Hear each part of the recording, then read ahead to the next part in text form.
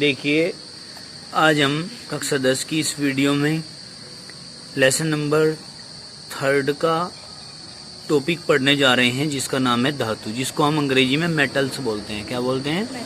Metals. अब metals को क्या कहते हैं? वे तत्व जो इलेक्ट्रॉन को त्याग कर धनायन बनाने की प्रवृत्ति रखते हैं। क्या रखते हैं? इलेक्ट्रॉन को त्याग कर धनायन बनाने की प्रवृत्ति रखते हैं, धातु कहलाते हैं। जैसे कि मैंने रिएक्शन आपको पिछली बार वीडियो में दिखाई भी थी। ये सोडियम है 281, इसका इलेक्ट्रॉनिक विन्यास करेंगे तो इजिकल टू एक इलेक्ट्रॉन ये यहाँ से क्या कर देता है? त्याग देता है। तो एक इलेक्ट्रॉन त्यागेगा तो एक ही प्लस चार्ज आएंगे, और जब प्लस चार्ज आएंगे तो धनायन बन गया, यानी कि परमाणु धनायन में परिवर्तित हो गया। कब परिवर्तित हुआ? एक इलेक्ट्रॉन त्यागने के फलस्वरूप। इसका मतलब ये क्या हुआ? ये धातु हुआ। क्या हुआ? धातु। क्योंकि ये गुण जो है इलेक्ट्रॉन को त्याग कर धनायन बनाने का, ये धातुओं का है। क्लियर? अब आगे चलते हैं। हमने कहा कि धातुओं के भौतिक गुण धर्म क्या हैं। धातुओं के प्रमुख भौतिक गुण निम्न प्रकार हैं। कैसे? नंबर 1, धातुएं चमकदार होती हैं। सबसे पहले आपको मैं बता दूं अधिक जानकारी के लिए कि धातुओं में एक विशेष प्रकार की चमक पाई जाती है, जिसको हम कहते हैं मेटेलिक लस्टर। क्या कहते हैं? मेटेलिक लस्टर बोलते हैं इसको। धातु की चमक को मेटेलिक लस्टर बोलते हैं, ठीक है ना। शुद्ध धातु की सतह चमकदार होती है। कैसी होती है? चमकदार। धातु के इस गुण को ही हम धात्विक चमक कहते हैं। धातुएं काफी समय तक वायु तथा नमी के संपर्क में रहने पर अपनी चमक को खो देती हैं। इनकी जो चमक होती है उसको ये खो देती हैं। इनकी सतह के परमाणु वायुमंडलीय गैसों से क्रिया कर लेते हैं। जो सतह होती है, ठीक है ना, क्रस्ट होती है, जिसको हम बोलते हैं लेयर बोलते हैं, वो जो परमाणु होते हैं उसके ऊपर उपस्थित, वो वायुमंडल की गैसों के साथ में क्रिया करके उसको जंग का लेपन कर देती है। उसके ऊपर क्या कर देती है? जंग का लेपन। इस गुण के कारण इनका उपयोग ज्वेलरी बनाने में, सजावट की वस्तुओं के बनाने में किया जाता है। आभूषण वगैरह भी धातुओं के ही बनाए जाते हैं। समझ में आ गई क्या बात? कोई दिक्कत तो नहीं है। अब हम आगे चलते हैं। दूसरा पॉइंट है, धातुएं तन्य होती हैं। तन्यता एक गुण है। क्या है? गुण। किसका है वो गुण? धातुओं का। तन्यता किसको कहते हैं? तन्यता किसको बोलते हैं भाई? जिसके तार खींचे जा सकते। तनन मतलब खींचे जाने की प्रकृति हो जिसकी। समझ में आई बात? देखो, इस गुण के कारण धातुओं के महीन तार खींचे जा सकते हैं। धातुओं के क्या खींचे जा सकते हैं? महीन तार, बारीक बारीक तार भी बनाए जा सकते हैं। सभी धातुएं समान रूप से तन्य नहीं होती हैं, यानी कि सबको बराबर रूप से हम खींचकर तार नहीं बना सकते। कुछ में ज्यादा होती है तनन की अक्षमता, कुछ में कम होती है, कुछ में नहीं होती, ठीक है। लेकिन धातुओं में तनन की अक्षमता कुछ ना कुछ जरूर पाई जाती है। हालांकि ये कह सकते हैं कि कुछ में कम प्रकृति होती है, कुछ में ज्यादा। देखिए दूसरा, सोना सबसे तन्य धातु है। यानी कि सोना ऐसा है, गोल्ड जिसको हम बोलते हैं, और इसका जो प्रतीक होता है वो AU होता है गोल्ड का। क्या होता है? AU। तो हम क्या कहते हैं? तन्य धातु है सबसे ज्यादा। 1 ग्राम सोने से लगभग 2 किलोमीटर लंबा तार खींचा जा सकता है, ठीक है ना। 1 किलो, क्या कहा भाई? 1 ग्राम सोने से कितने लंबा तार बना सकते हैं? 2 किलोमीटर। अब देखो, धातु में आघात वर्धनीय होती है। अब आघात वर्धनीयता सबसे पहले हमें पता होना चाहिए कि आघात वर्धनीयता होता क्या है। आघात वर्धनीयता शब्द जो ये है, ये अपने आप को ही आइडेंटिफाई करता है। आघात माने होता है चोट मारना, और वर्धनीयता मतलब होता है फैलना। यानी कि चोट मारने पर जो फैलते हैं, जिनकी पतली सीट बनाई जा सकती है, उसको हम आघात वर्धनीय धातु बोलते हैं। क्या बोलते हैं? तो हम कहेंगे धातुएं आघात वर्धनीय होती हैं, मतलब इस गुण के कारण धातुओं को पीटकर बारीक चादरों, मतलब बिना टूटे चादरों में परिवर्तित किया जा सकता है। सोना और चांदी सबसे अधिक आघात वर्धनीय धातु हैं।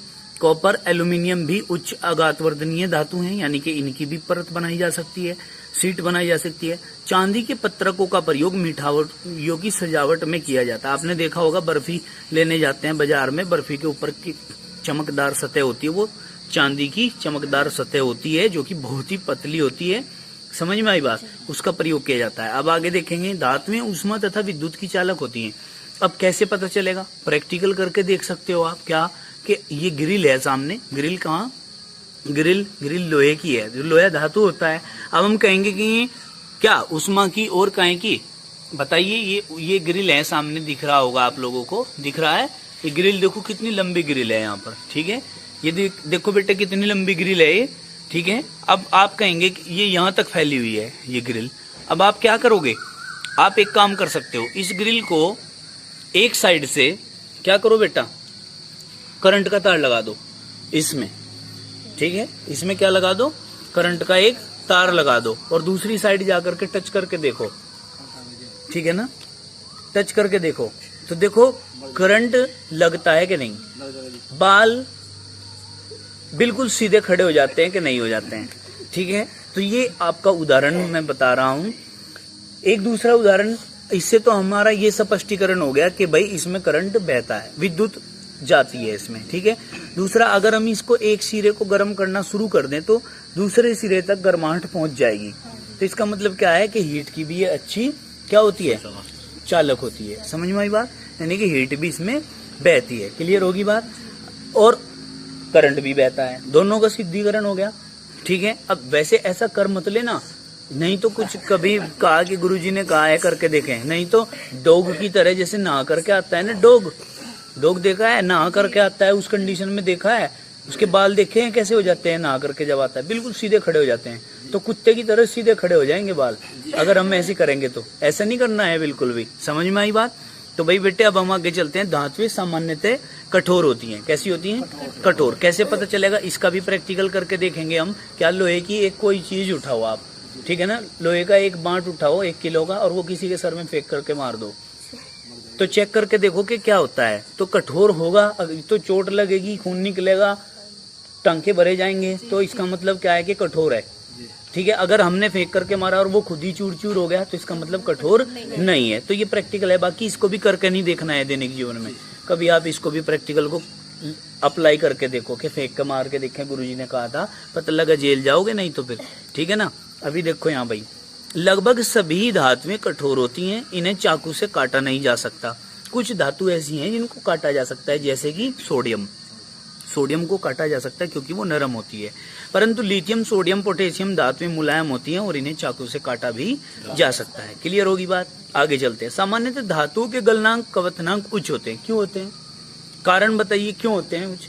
मैं तुम्हें इसको अब थोड़ा सा सिंप्लीफाई कर दूं, इसलिए ज्यादा होते हैं क्योंकि धातुओं के परमाणुओं को आपने फर्स्ट चैप्टर में पढ़ा था कि वो बहुत ही नजदीक होते हैं।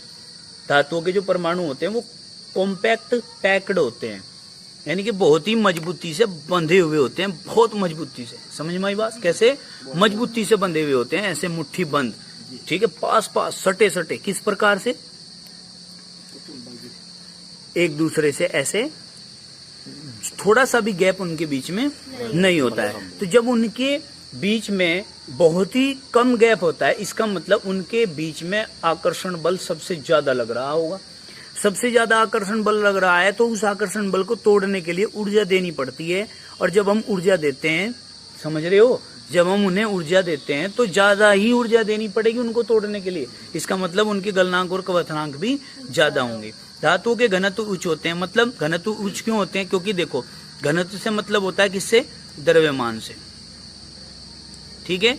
अब देखो धातुओं में आपने कहा कि एक निश्चित एरिया में बिल्कुल अणु पास पास होते हैं, और अगर जगह होगी इनके बीच में तो कम मात्रा में आएंगे, कम मात्रा में आएंगे तो उनका द्रव्यमान भी कम होगा, और द्रव्यमान कम होगा तो उनका घनत्व भी कम होगा। लेकिन धातुओं के केस में क्या कहते हैं कि भाई अणु या परमाणु इसके अंदर बिल्कुल पास पास होते हैं, सटे सटे भरे हुए होते हैं, और जब एक दूसरे के पास पास होते हैं, सटे हुए होते हैं, लगे हुए होते हैं, कोई स्थान बीच में नहीं रह जाता, तो उनमें परमाणुओं की संख्या भी ज्यादा आएगी, और ज्यादा परमाणुओं की संख्या आएगी तो उनका द्रव्यमान भी बहुत ज्यादा होगा, और द्रव्यमान ज्यादा होगा तो उनका घनत्व भी बहुत ज्यादा होगा, अर्थात ये भारी ज्यादा होंगे, ठीक है। अब आगे देखो, धातुएं ध्वनिक होती है। ध्वनिक, एक धातु पर दूसरी धातु मार के देखो, देखो टन टन की आवाज आती है क्या, तो मतलब हम कहेंगे कि ध्वनि इनसे उत्पन्न होती है। ये क्या करते हैं, वॉइस प्रोड्यूस करते हैं। क्या करते हैं, वॉइस प्रोड्यूस करते हैं, मतलब धातुओं के किसी ठोस वस्तु से टकराने पर विशेष ध्वनि उत्पन्न होती है। इसीलिए स्कूल के अंदर घंटियां जो होती हैं वो लोहे की बनाई जाती हैं,